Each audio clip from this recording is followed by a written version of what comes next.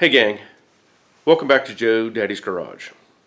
I know you're anticipating the latest video on the Slither project, which is what you see behind me. Now this car is a 1969 Cobra Jet Mach 1 that is owned by a man named Charles Busby. Charles follows me on YouTube and he has been following my builds for several years, and he also through YouTube connected with me in order to make this build happen. Things aren't good right now, and I hate to share this with you in this format, but I don't know how else to share it. Charles has passed away. We've been communicating and talking and messaging for well over 2 years now, and we've been doing this in an effort to get this car built the way that he dreams or dreamt that this car should be built. This was his baby.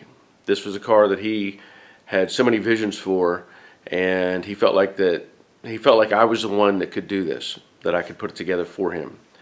And I feel like he was right. He had some ideas that we had to incorporate.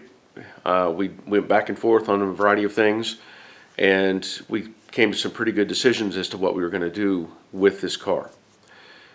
But unfortunately, Charles, on Monday night, he was with us on the live stream. He was communicating, sharing comments, giving information.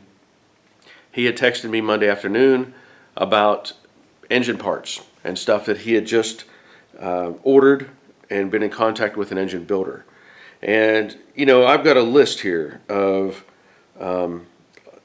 all of the things that Charles and I have talked about for months and actually years. So there's a lot of information on here. He was very happy to have the work done on the car. He was very excited to have me working on this car for him. And I must say that through this process, Charles and I kind of became a team and friends. And, he was, I feel like at this point in my life, probably my biggest cheerleader, my biggest support in, appreciating everything that I did on his project. And unfortunately, like I said, Monday night after the live stream, he wasn't feeling well, and he talked to his wife briefly, laid down, thought he'd get a little rest, and never woke up.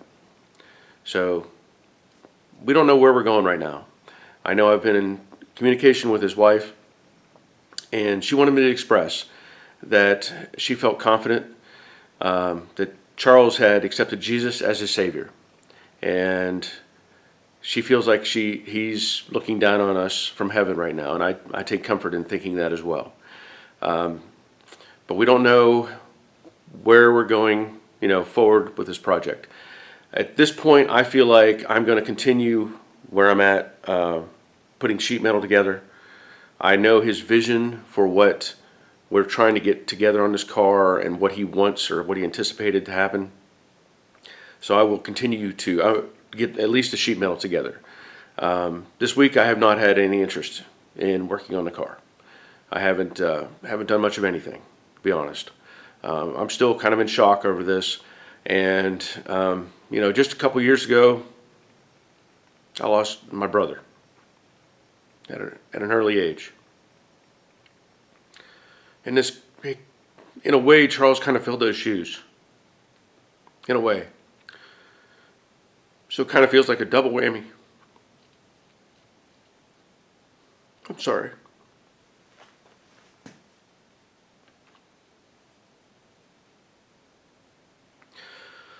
But I just want to let everybody know that's the situation right now. So Charles was 66 years old.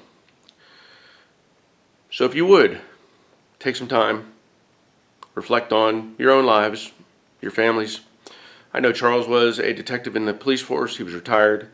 So I want to thank him for the service to our community. And I appreciate him for letting me be involved in his dream. So, thank you all. And until next time, take care of yourselves.